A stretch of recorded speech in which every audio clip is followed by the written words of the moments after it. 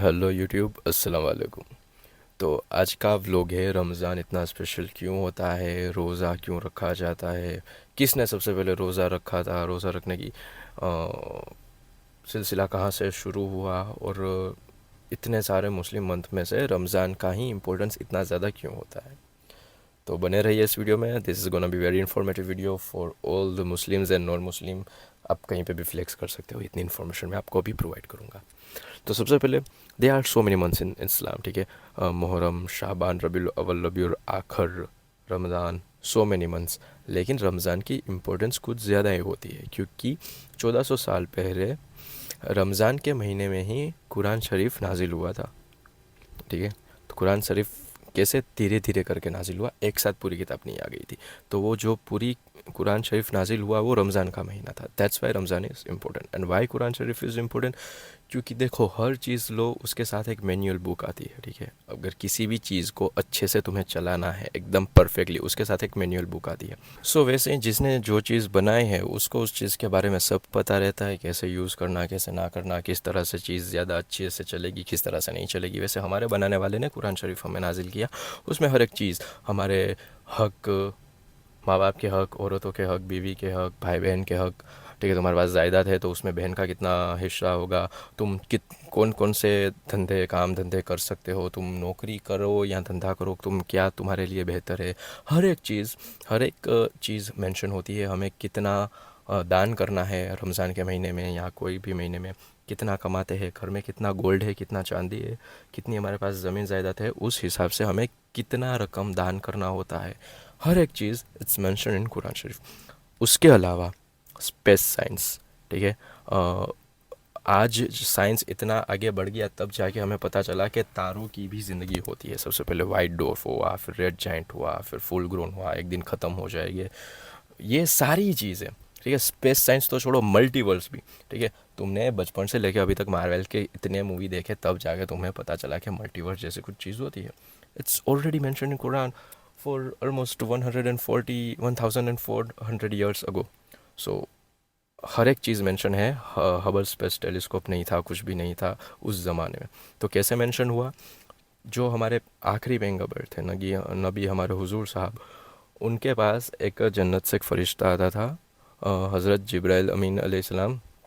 वो हर एक चीज़ें बताते थे, जो अल्लाह की ज़बानी होती थी, वो और पैगंबर साहब को बताते थे। और नबी साहब के साथ एक उनका सहाबी, एक उनका दोस्त, एक साथीदार रहता था, जो वो बोलते थे वो लिखते जाते थे। इस तरह कुरान शरीफ पूरा नाजिल हुआ था रमज़ान के महीने में। और उसके बाद वो चेक करते थे, क्रॉस चेक, के जो मैंने बोला है वहीं तू लिखा है, ठीक है, क्या तूने लिखा है वो सुना। तो इस तरह उसको क्रॉस चेक करते थे कि उसमें किसी तरह के इंसानी जज्बात हम ना लिख सके, कि ठीक है, अल्लाह ने हमें ये करने कहा है लेकिन ये पॉसिबल नहीं है, इसलिए हम ये बदल देते। इस तरह का कोई भी तब्दीली नहीं की गई। कुरान शरीफ से पहले और भी आसमानी किताब आई थी, तौरेत थी, इंजिल थी, ज़बूर थी। लेकिन उसमें इंसानों ने अपने अकॉर्डिंग चेंज करके दे कंटामिनेटेड, ठीक है। आजकल तौरेत है वो शायद जुडाइज़म की किताब हो चुकी है। इंजिल है, उसमें बदल बदल करके बाइबल बना दी गई है। तो इस तरह कुरान शरीफ रमज़ान में नाजिल हुआ, इसलिए उसका इम्पोर्टेंस ज़्यादा है। और रोज़ा क्यों रखते हैं, ठीक है। सब रोज़ा 1400 साल पहले कुरान शरीफ नाजिल हुआ, तब तब कहा गया था रोज़ा फ़र्ज़ करने को, कि 30 रोज़े हैं वो तुम्हें रखने ही रखने हैं। ऐसा नहीं है। देखो, रमज़ान में क्या होता है, हम रोज़े रखते हैं, नमाज़ पढ़ते हैं, कुरान शरीफ पढ़ते हैं।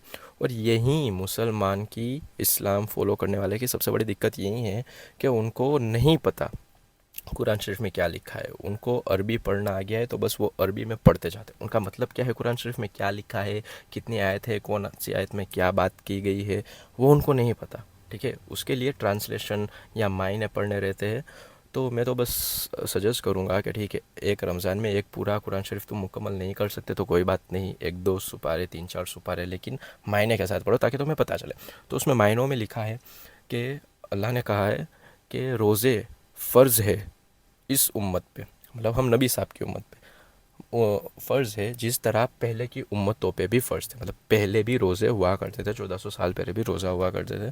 कुरान शरीफ के हवाले से हमें पता चलता है कि जो सबसे पहले इंसान थे आदम अलैहिस्सलाम, वो हर महीने में 3 रोज़े रखते थे, ठीक है। फुल मून होता था 13, 14 या 15 तारीख, 12, 13, 14 या 13, 14, 15 तारीख के जब फुल मून होता था उस टाइम पे वो रोज़े रखते थे, क्योंकि वो जन्नत से एग्ज़ाइल निकाले गए थे। उसके पश्चाताप में, यू कैन से रिडेम्पशन, पश्चाताप के लिए वो 3 रोज़े रखते थे।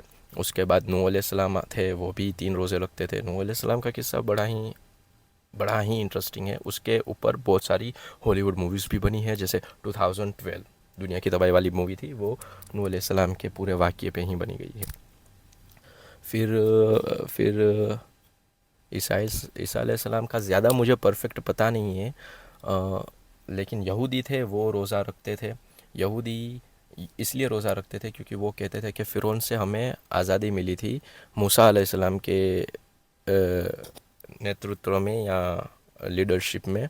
जब समुंदर नील नदी थी वो 2 हिस्सों में फट के अलग हो चुकी थी, उसमें से हम निकल गए थे, तो उस दिन के लिए हम रोज़ा रखते थे। फिर जो बड़े सुल्तान और जो बड़े ही अफजल बादशाह और पैगंबर थे, हज़रत सुलेमान अलैहिस्सलाम, वो महीने के कुछ पहले 3-4 दिन, आखिरी 3-4 दिन और बीच के 3-4 दिन रोज़े रखते थे। इस तरह रोज़े पहले से ही फ़र्ज़ है और रखने ही पड़ते हैं। रोज़े के इतने फ़ायदे हैं भाई, मैं तुम्हें क्या गिनाऊंगा। तुम अभी जाके चैट जीपीटी पे लिखो what are the benefits of doing fasting in Ramzan, ठीक है। 30 दिन में तुम्हारी बॉडी की पूरी सिस्टम है वो रिबूट हो जाएगी, ठीक है। आज लाइक 10वां 11वां रोज़ा है, मैंने रखा है, एंड अभी से बॉडी थोड़ी अनकंफर्टेबल मुझे फील होने लगी है, क्योंकि बॉडी पूरे से पहले से लेके सर से लेके पाँव तक पूरी चेंज होती है। पूरा जो संतुलन होता है वो चेंज होता है और अच्छा होने लगता है। और रमज़ान के महीने में दान भी करना रहता है बहुत ज़्यादा। सो ये सारी चीज़ें हैं जिसके हिसाब से रमज़ान है उसका इम्पोर्टेंस दूसरे महीनों के यार मैंने ऐसे क्यों नहीं शुरू किया, ठीक है। तो दूसरे महीनों के कंपैरिजन में रमज़ान का इंपॉर्टेंस इसलिए ज़्यादा रहता है। तो ये सारी इन्फॉर्मेशन, ठीक है, तुम लोगों को मिली, अब तुम जाके किसी और के पास भी फ्लेक्स कर सकते हो कि क्यों रमज़ान इतना इंपॉर्टेंट। उम्मीद करता हूँ मैंने दी हुई सारी इन्फॉर्मेशन आपको अच्छी लगी होगी, पसंद आई होगी, and I will make so many kind of videos जो ज़्यादातर इन्फॉर्मेशन और नॉलेज से भरपूर होते हैं। It's kind of a vlog thing, बड़ी इजी, आसान और लेमन लैंग्वेज में मैं तुम सबको सब कुछ समझाता हूँ, और फिर भी तुम लोग सब्सक्राइब और शेयर नहीं करते। तो make sure you subscribe this video, share with your friends and family, and Ramzan मुबारक। खुदा हाफिज़।